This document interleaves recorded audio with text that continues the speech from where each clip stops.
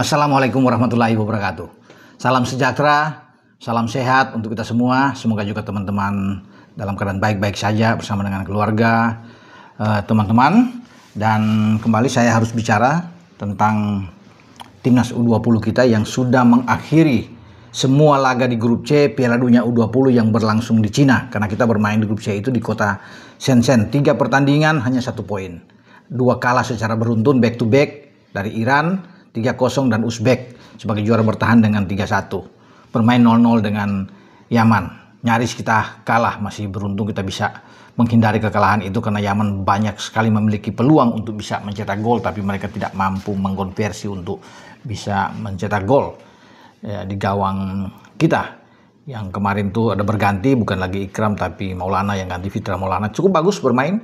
Ada satu penyelamatan heroik yang luar biasa yang saya lihat di menit akhir, injury time dari pemain Yaman, tapi dia dengan gerak refleks yang cepat menepis bola itu dan kita berhasil untuk menggagalkan peluang dari Yaman. Oke, setelah 1 poin yang kita dapatkan, memang banyak itu diarahkan kepada tim pelatih yang dipimpin oleh Indra Safri, ya. Dan menarik, ya, yang banyak ditunggu-tunggu, akhirnya Coach Indra Safri sudah mengatakan memohon maaf. Ya, dia bilang, saya minta maaf pada masyarakat, kepada PSSI, ya, penggemar sepak bola, karena tidak memenuhi target yang diberikan, lolos ke Piala Dunia. Dan kita hanya mendapatkan tempat ketiga di grup C setelah ada Iran, Uzbek, dan juga dengan Yaman. Ya. Dan Coach Indra siap, sudah mengatakan resiko apapun dia akan hadapi, termasuk dievaluasi ya untuk dirinya. Ya, dia sebagai bilang saya kesatria ini untuk menghadapi ini. Hukuman apapun terberat dia siap hadapi. Mau dievaluasi, semua adalah diserahkan kepada PSSI. Ya, untuk itu dia berulang kali memang mengatakan bahwa mohon maaf atas semua ini. Tapi ketika dia masuk di 2023 bulan Desember kalau nggak salah, memang diberikan 3 ya, target buat dia, yaitu juara di Piala AFF U19 dan kemudian lolos ke Piala Asia ya U20 dan target lolos ke Piala Dunia 2025 di Chili. Ya, tapi hanya terakhir ini menuju ke Chili untuk 2025 gagal ya, karena jangankan kita ke semifinal, untuk lolos dari fase grup kita tidak mampu. Bahkan hanya mendapatkan 1 poin dari 3 pertandingan. Itu yang disesali dan dia minta maaf. Memang kalau 2 target sebelumnya kan sudah terpenuhi. Namun balik-balik Indra mengatakan semua terserah dari PSSI untuk mengevaluasi kinerja yang dia lakukan. Memang banyak pendengung, saya lihat di sini latihan sudah berbulan-bulan ya, udah banyak ke Italia, Prancis, Jepang, banyak ikut turnamen di Korea. Setelah di Prancis juga ikut turnamen di Toulon sana. Terus ke Bali, bahkan sebelum menuju ke Cina, kita punya waktu yang panjang sejak tanggal 5 Januari yang lalu, TC panjang sampai tanggal 19 Januari. Kemudian kita pergi ke Jawa Timur, ya, main di Gelora Delta Sidoarjo. Sana ada Mandiri U20 Challenge Series, ya, bersama dengan Yordania, Suriah, dan India. Dan kita lagi-lagi hanya berada di posisi ketiga.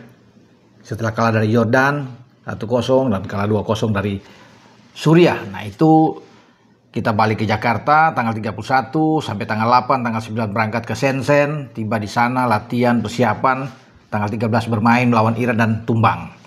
Ya, kemudian tanggal 16 lagi tumbang lagi dari Uzbek. Kemarin kita nyaris tumbang, tapi akhirnya selamat untuk bisa mendapatkan 1 poin itu hanya karena kita unggul selisih gol. Di mana Yaman itu terlalu banyak kebobolan ketika menghadapi Iran. Lawan Uzbek mereka main bagus, hanya 1-0 kalah. Nah, disitulah kita selamat dengan selisih gol ini yang membuat kita bisa berada di peringkat ketiga. Ya. Jadi kalau saya bisa katakan di sini, untuk ke depan ya saran buat PSSI saja, buat Pak Ketua ya, untuk lebih memilah yang terbaik, selektif di dalam program. Sudah oke, PSSI sudah melakukan yang terbaik ya, semua sudah diikuti Dan itu diakui oleh Indra.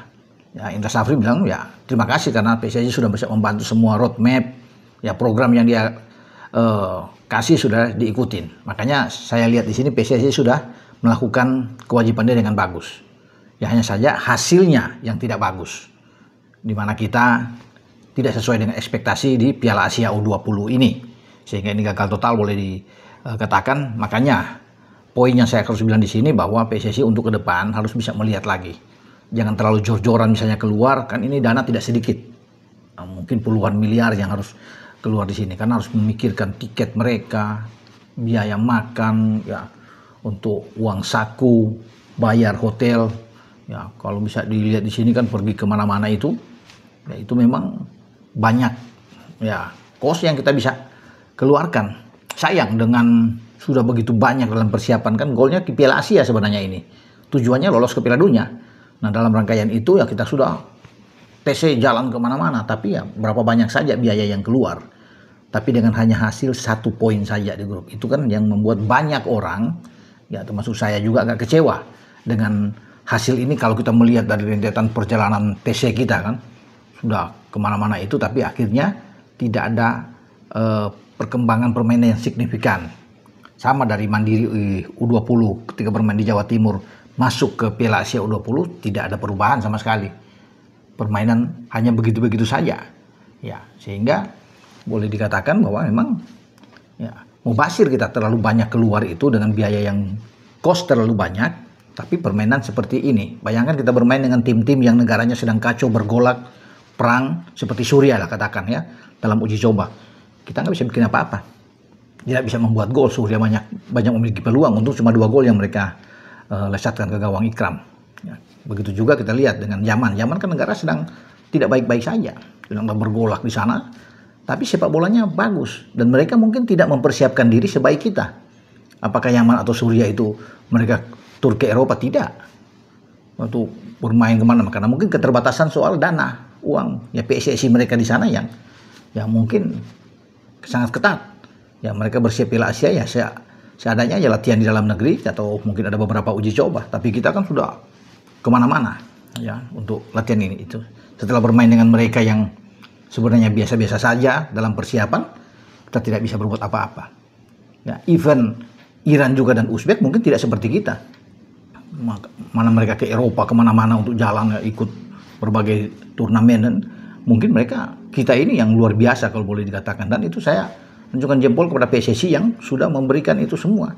Makanya untuk berikut ya lebih selektif lah, bisa memilih. Misalnya kalau ada 5 program ke luar negeri, pangkas aja tinggal 2. 1 keluar tinggal dilihat, 1 dalam negeri aja. Ya kalau ke Bali itu bolehlah TC di Bali atau di mana. Ya, tapi kalau kita sampai semua diikutin, nah kita harus lihat target yang mana yang pasti ini dia. Kalau semua kita keluar, ya biayanya lagi. Ya kecuali PSSI banyak uang untuk bisa mengongkos ini tim selalu bisa berangkat, tapi lebih terukur biar lebih efektif untuk bisa melihat ini mana yang penting mana yang tidak penting.